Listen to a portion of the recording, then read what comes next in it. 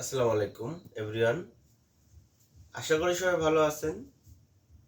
আজকে আপনাদের সাথে একটা গুরুত্বপূর্ণ বিষয় আলোচনা করব। আমরা বলি টেন্স হচ্ছে ইংরেজি ভাষার প্রাণ, কিন্তু টেন্স বুঝতে একটু সময় লাগে। গ্রামার করতে হলে আর একটা উপায় করা যায়। যদি আমরা ভাবটা খুব ভালো করে শিখি তাহলে অনেক হেল্পফুল হবে, গ্রামার করতে সুবিধা হবে। ভালো অর্থ জানতে পারলে প্রেজেন্ট, পাস্ট, অতীত, বর্তমান, ভবিষ্যৎ সম্পর্কে জানা যায়। বার ওয়ান ফর্ম, টু ফর্ম, অর্থাৎ আগে বেশিরভাগ সময় আমরা বলতাম present verb, past verb, past participle verb. এখন আমরা সংক্ষেপে প্রেজেন্ট পাস্ট পার্টিসিপাল না বলে সংক্ষেপে বলি verb one, verb two, verb three. তার থেকে আরো সংক্ষেপে কি বলি V one, V two, V three. যেরকম আমরা এরকম করে লিখে থাকি V one, V two, V three. V one হচ্ছে যেরকম ইট, ইট অর্থ খাওয়া। ভি টু হচ্ছে ate, A T E. V three হচ্ছে ইটেন,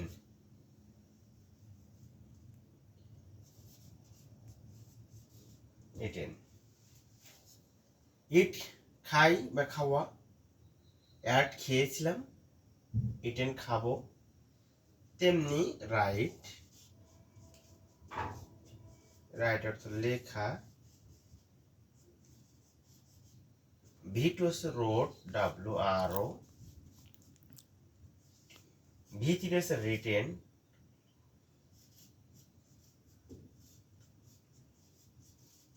কি হলো লেখাটা? Right, road, written. হচ্ছে গো অর্থাৎ যাওয়া বা যাই।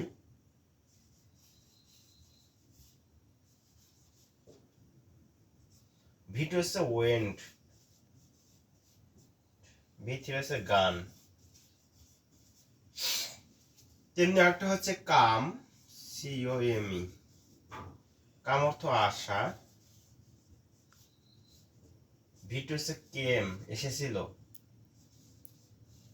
ভি থ্রি হচ্ছে কাম।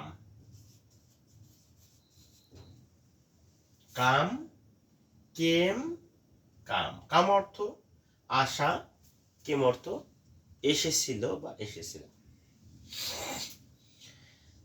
পরবর্তী ওয়ার্ডটা আছে ব্রেক।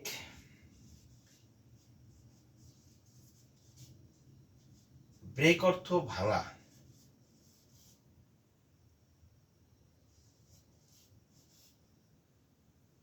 ব্রোক,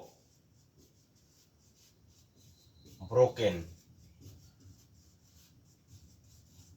ভার্বগুলো খুব জরুরি, খুব কার্যকর, সব দিকে কাজে লেগেছে। ভার্বগুলো খুবই আমাদের জানা একান্তই প্রয়োজন। ডিগ অর্থ খনন করা।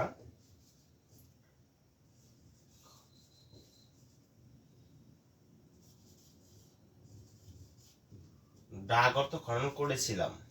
ডিগ, ডাক, ডাক।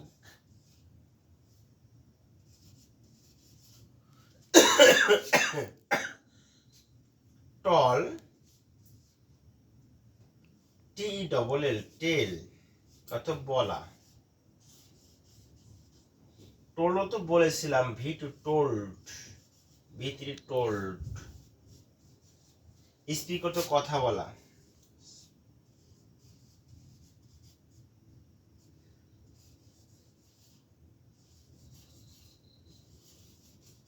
স্পিক অর্থ কথা বলা। Speak, spoke.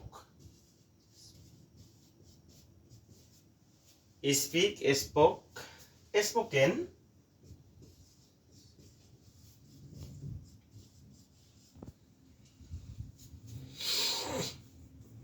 ওয়ান্ট অর্থ চাওয়া।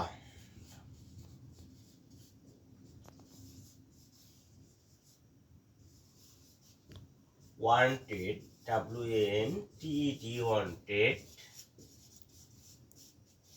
চেয়েছিলাম, চাওয়া। ভিয়ন হচ্ছে চাওয়া, চেয়েছিলাম। বিকাম অর্থ হওয়া।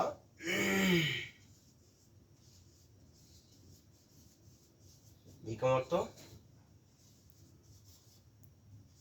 হওয়া, বিকেম। আবার বিকাম। এরপর হচ্ছে ফাইন্ড মানে দেখা।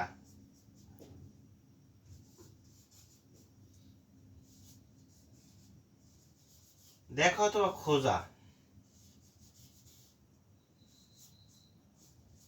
ফাউন্ড,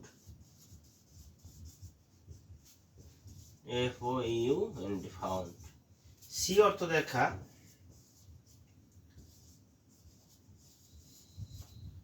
V3 হচ্ছে স, এ হচ্ছে ডাব্লু, V3 হচ্ছে সিন, SEE।